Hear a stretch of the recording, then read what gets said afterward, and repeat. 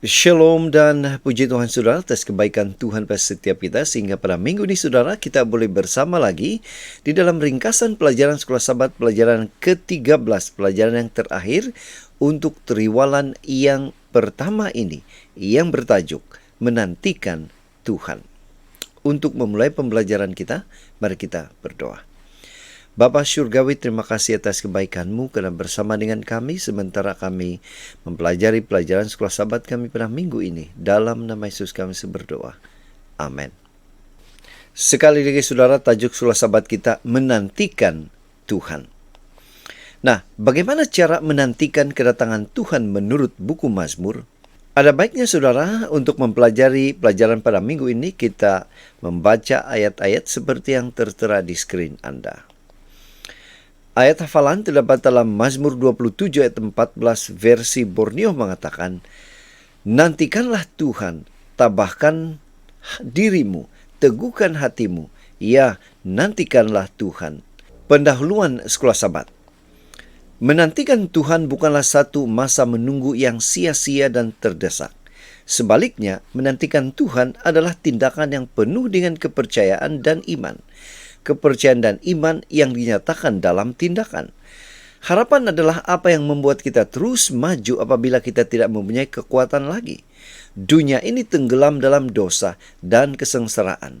Tidak ada harapan untuk kehidupan yang lebih baik, bebas dari penyakit, kesakitan, dan kematian. Ini karena hanya Tuhan yang berkuasa menghapuskan dosa, yang merupakan puncak kepada semua kejahatan ini. Oleh itu, para pemazmur mendorong kita untuk menunggu dalam malam penderitaan di mana kita hidup saat ini, sehingga pagi yang mulia datang ketika kematian tidak akan ada lagi, atau kesedihan atau tangisan, tidak akan ada lagi penderitaan sebab yang lama telah berlalu. Wahyu 21 ayat 4. Dan untuk membahas pelajaran kita pada minggu ini saudara, kita akan membagikan kepada 5 topik seperti yang tertera di skrin. Mari kita masuk di tajuk yang pertama, yaitu panggilan menunggu. Nah, yang menjadi pertanyaan, bagaimana buku Mazmur menjelaskan makna panggilan menunggu itu? Menunggu yang bagaimana sebenarnya?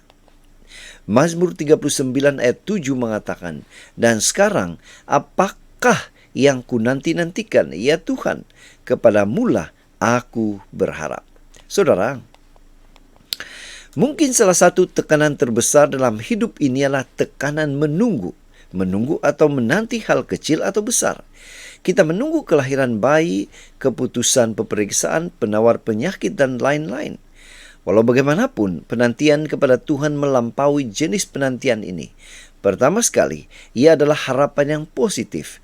Keputusan peperiksaan mungkin gagal atau penawarnya mungkin tidak akan datang. Namun, menunggu Tuhan pasti akan menghasilkan kehidupan yang bahagia, bebas dari dosa. Tetapi penantian ini mencerminkan ketabahan. Penantian itu lama, tetapi kita tidak boleh berputus asa. Habakuk 2 ayat 3. Kita tidak menunggu sendirian. Semua ciptaan sangat menantikan pembebasan. Roma 8. Ia bukan penantian yang pasif, tetapi yang aktif. Kita mesti mengharapkannya dan berusaha untuk mempertahankannya. Mazmur 63. Poinnya adalah, nantikan kedatangan Tuhan dengan penuh kesabaran dan pengharapan. Ini adalah beberapa soalan yang kita boleh bincang yang berkaitan dengan tajuk yang pertama. Sekarang kita masuk tajuk yang kedua, yaitu damai seperti anak yang bercerai susu, Mazmur 131. Yang menjadi pertanyaan, apa makna damai seperti anak yang bercerai susu menurut Mazmur 131?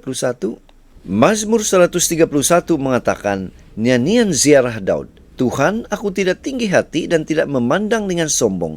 Aku tidak mengejar hal-hal yang terlalu besar atau hal-hal yang terlalu ajaib bagiku. Sesungguhnya aku telah menenangkan dan mendiamkan jiwaku seperti anak yang disapih berbaring dekat ibunya. Ya, seperti anak yang disapi, jiwaku dalam diriku.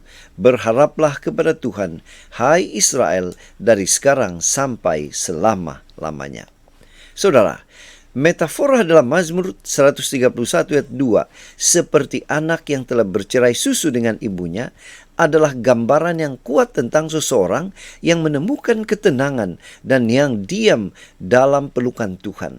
Ia menunjukkan hubungan kasih sayang seorang anak dengan ibunya pada berbagai peringkat dalam kehidupan muda kanak-kanak itu. Daud, pengarang Mazmur 131, telah diurapi sebagai raja masa depan ketika dia seorang gembala yang rendah hati. Dia mengalahkan Gergasi, memenangi 1000 pertempuran, dan akhirnya diiktiraf sebagai raja atas Israel. Walaupun perlahan-lahan bangkit, Daud mengekalkan kerendahan hatinya. Dia tidak coba untuk mengambil untuk dirinya sendiri penghormatan yang Tuhan tidak berikan kepadanya, walaupun keadaan kelihatan baik. Dia berasa seperti anak yang cerai susu. Di hadapan Tuhan, penyapian susu secara spontan berlaku pada kanak-kanak berumur 2 dan 7 tahun. Menyadari kelemahan dan kejahilannya, anak itu masih mencari pelukan ibunya untuk mencari keselesaan dan perlindungan dalam diri mereka. Begitu juga dengan kita. Kita dijemput untuk menjadi seperti anak kecil itu, menunggu dengan yakin dan rendah hati dalam pelukan Bapa kita yang kekal. Matius 18, ulangan 33, Mazmur 131. Poinnya saudara, adalah nantikan kedatangan Tuhan dengan penuh kerendahan hati. Dan di skrin saudara ada 2 pertanyaan yang kita boleh bincang yang berkaitan dengan tajuk yang kedua ini. Kita masuk di tajuk yang ketiga, yaitu mengumpulkan berkas. Mazmur 126. Yang menjadi pertanyaan, apa makna mengumpulkan berkas menurut Mazmur 126 ini? Mazmur 126 mengatakan, nyanyian ziarah ketika Tuhan memulihkan keadaan Sion. Keadaan kita seperti orang-orang yang bermimpi. Pada waktu itu mulut kita penuh dengan tertawa dan lidah kita dengan sorak-sorai. Pada waktu itu berkatalah orang di antara bangsa-bangsa, Tuhan telah melakukan perkara besar kepada orang-orang ini. Tuhan telah melakukan perkara besar kepada kita, maka kita bersukacita. Pulihkanlah keadaan kami, ya Tuhan, seperti memulihkan batang air kering di tanah Negeb. Orang-orang yang menabur dengan mencucurkan air mata akan menuai dengan bersorak-sorai. Orang yang berjalan maju dengan menangis sambil menabur benih pasti pulang dengan sorak-sorai sambil membawa berkas-berkasnya. Saudara, pembebasan Tuhan yang ajaib pada masa lalu adalah sumber inspirasi yang tidak habis-habisnya bagi umat Tuhan dan sumber harapan mereka untuk masa depan. Pembebasan masa lalu adalah begitu hebat sehingga boleh digambarkan sebagai pengalaman yang menjadi kenyataan. Yesaya 29. Konteks di mana Mazmur 126 ditulis sangat tidak menarik. Karena apa? Israel telah ditawan di Babel, manakala Yerusalem dan Ka'bah telah dimusnahkan. Namun, pemazmur menyanyikan Tuhan telah melakukan perkara-perkara besar bagi kita dan kita bersukacita. Bahagia dalam penjara, gembira dalam kesakitan. Bolehkah kita bergembira hari ini dalam dunia yang ditawan oleh dosa? Ya saudara, gembira. Gembira karena kita tidak melihat penderitaan semasa. Pandangan kita berpaling ke belakang untuk melihat perkara-perkara besar yang telah dilakukan oleh Tuhan kepada kita. Kemudian kita akan melihat masa depan dengan gembira. Apabila Yesus datang, tangisan akan berubah menjadi sukacita. Kita seperti orang yang bermimpi. Jadi saudara, poinnya adalah nantikan kedatangan Tuhan dengan penuh ketabahan dalam kesukaran. Kita lihat bagaimana Tuhan telah menolong di masa yang lalu. Saudara, di skrin saudara ada 2 pertanyaan yang kita boleh bincang yang berkaitan dengan tajuk yang ketiga ini. Kita masuk di tajuk yang keempat, yaitu menunggu dalam rehat sabat Tuhan. Mazmur 92. Yang menjadi pertanyaan, apa makna menunggu dalam rehat sabat Tuhan menurut Mazmur 92? Mazmur 92 ayat 1 dan ayat yang ke-12 hingga 14. Mazmur, nyanyian untuk hari sabat. adalah baik untuk menyanyikan syukur kepada Tuhan dan untuk menyanyikan mazmur bagi nama-Mu, ya yang maha tinggi. Orang benar akan bertunas seperti pohon korma, akan tumbuh subur seperti pohon aras di Libanon, dan mereka yang ditanam di bait Tuhan akan bertunas di pelataran Allah kita. Pada masa tua pun mereka masih berbuah menjadi gemuk dan segar. Saudara, pujian kepada Tuhan untuk perbuatan besar tangannya dan gambaran seperti Eden tentang orang benar jelas menunjukkan penciptaan, aspek pertama yang diperingati oleh Sabat. Dalam Mazmur 92 kita boleh membaca nyanyian untuk Sabat. Kita boleh mendapati di dalamnya dua aspek Sabat, yaitu penciptaan dan penebusan. Orang ramai boleh menikmati rehat Sabat karena Tuhan adalah yang maha tinggi. Kedudukannya yang lebih tinggi di tempat-tempat tinggi memberikannya kelebihan yang tiada tandingan atas musuh-musuh mereka. Kita bergembira dalam merenungkan apa yang Tuhan ciptakan. Tetapi ramai yang tidak menerima pencipta maupun penebusan yang Dia tawarkan. Bagaimanapun, kita yang menerima juru selamat akan diciptakan semula atau diubah. Seperti pohon korma, kita akan berkembang, kita akan berbuah, kita akan menjadi kuat. Nah, sementara kita menunggu saat itu, setiap hari Sabat kita memperbaharui harapan kita dalam dua cara. Yang pertama, kita diurapi. Perkataan khas digunakan di sini merujuk kepada minyak yang dicampur dengan korban. Kita adalah korban kepada Tuhan. Yang kedua, kita berkongsi harapan dengan orang lain. Untuk menyatakan apa? Menyatakan Tuhan itu adil. Dialah batuku dan di dalam Dia tidak ada ketidakadilan. Poinnya saudara, ialah nantikan kedatangan Tuhan dengan penuh harapan. Dia akan datang menebus umatnya yang setia. Di skrin saudara ada dua pertanyaan yang kita boleh bincang yang berkaitan dengan tajuk yang keempat. Kita masuk di tajuk yang kelima terakhir, yaitu kegembiraan muncul sewaktu pagi, Mazmur 143.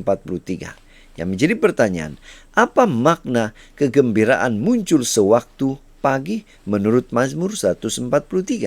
Mazmur 5 ayat 3 mengatakan, Tuhan, pada waktu pagi Engkau mendengar seruanku. Pada waktu pagi aku mengatur persembahan bagimu dan aku menunggu-nunggu. Mazmur 143 ayat 7, jawablah aku dengan segera ya Tuhan. Sudah habis semangatku. Jangan sembunyikan wajahmu terhadap aku, sehingga aku seperti mereka yang turun ke liang kubur. Saudara, dalam Mazmur, pagi biasanya adalah masa penebusan Tuhan dijangkakan. Pagi mendedahkan perkenan Tuhan yang mengakhiri malam yang panjang dengan keputusasaan dan kesusahan. Dalam Mazmur 143, pembebasan Tuhan akan, yang pertama, membalikan kegelapan, kematian yang ada menjadi terang pagi yang baru. Kedua, berada di dalam lubang, menjadi tinggal di dalam tanah kebenaran. Nah, pagi kebangkitan Yesus Kristus membuka jalan bagi pagi kekal keselamatan Tuhan bagi semua orang yang percaya dalam namanya. Murid-murid Yesus mengalami kekuatan penuh janji dalam Mazmur 30 ayat 5. Ratapan boleh berlangsung semalaman, tapi sukacita datang pada waktu pagi ketika mereka bertemu dengan Tuhan yang telah dibangkitkan. Hanya dengan perkenan Tuhan dan kasih tanpa syarat bahwa tangisan kita akan diubah menjadi kegembiraan. Petrus mendorong kita untuk percaya kepada firman Tuhan, untuk membimbing kita sehingga fajar pagi. Tetapi bilakah pagi akan tiba? Yesus ialah bintang fajar yang terang. Apabila Dia datang, tidak akan ada lagi malam di sana, dan mereka tidak memerlukan cahaya lampu atau cahaya matahari, karena Tuhan akan menerangi mereka. Penantian itu berbaloi. Saudara, poinnya di sini adalah nantikan kedatangan Tuhan dengan penuh mulia di pagi yang cerah. Semuanya akan menjadi baru. Dan di skrin saudara ada 3 pertanyaan yang kita boleh bincang yang berkaitan dengan tajuk yang kelima ini. Saudara, pena inspirasi juga menjelaskan, kita sedang menantikan kedatangan Kristus yang kedua. Harapan kita akan kedatangannya tidak lama lagi di awan langit dengan kuasa dan kemuliaan besar memenuhi hati kita dengan sukacita. Apabila juru selamat datang, mereka yang bersedia untuk bertemu dengannya akan berseru, "Lihat, inilah Tuhan kita.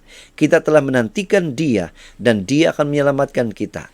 Inilah Tuhan, kita telah menantikan Dia. Kita akan bersukacita dan bersorak-sorak dalam keselamatannya." Mahkota kehidupan yang tidak layu disediakan di syurga untuk orang yang ditebus, yang di syurga akan menjadi raja dan imam bagi Tuhan. Inilah harapan yang diletakkan di hadapan kita. Alangkah besar harapannya.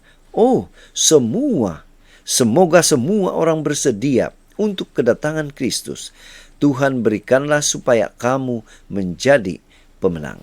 Saudara, dari pelajaran Sekolah Sabat kita pada minggu ini, kita boleh menyimpulkan harapan adalah komponen penting dalam setiap aspek kehidupan duniawi dan rohani. Rasul Paulus meletakkannya bersama-sama dengan iman dan kasih sebagai antara 3 kebajikan tertinggi dari kehidupan Kristen yang berbuah, yang dipenuhi roh. Harapan mendorong kita untuk tabah menghadapi penyakit atau tragedi. Harapan adalah api yang menyala dalam diri kita, menyalahkan keinginan untuk memahami kuasa dalam janji-janji Tuhan. Nyala api ini disuap oleh pembacaan harian dan perenungan kitab suci. Setiap masalah dalam kehidupan kita menemui penyelesaiannya dalam permata tertentu kebenaran Alkitab. Harapan adalah tangan yang menangkap khazanah yang berkilauan ini dan meletakkannya teguh di dalam hati. Semasa kita menunggu penggenapan Tuhan, ketahanan kita akan diuji, kadang-kadang berjam, kadang-kadang bertahun-tahun. Tetapi harapan memberi kita kekuatan untuk teguh, tidak kira tempo atau berat ujian kita. Pastinya, harapan adalah sifat yang membuat mata kita tertumpu ke arah surga, sementara kita menantikan kedatangan Yesus yang kedua kali. Jadi saudara, sekian saja ringkasan pelajaran Sekolah Sabat kita pada minggu ini. Semoga ini boleh membantu kita sementara kita mempelajari pelajaran Sekolah Sabat kita. Tuhan memberkati kita. Mari kita berdoa. Bapa Surgawi, terima kasih karena menolong kami memahami pelajaran Sekolah Sabat kami pada minggu ini, dan sehingga kami boleh mengaplikasikan pelajarannya dalam kehidupan kami. Dalam nama Yesus kami berdoa. Amin.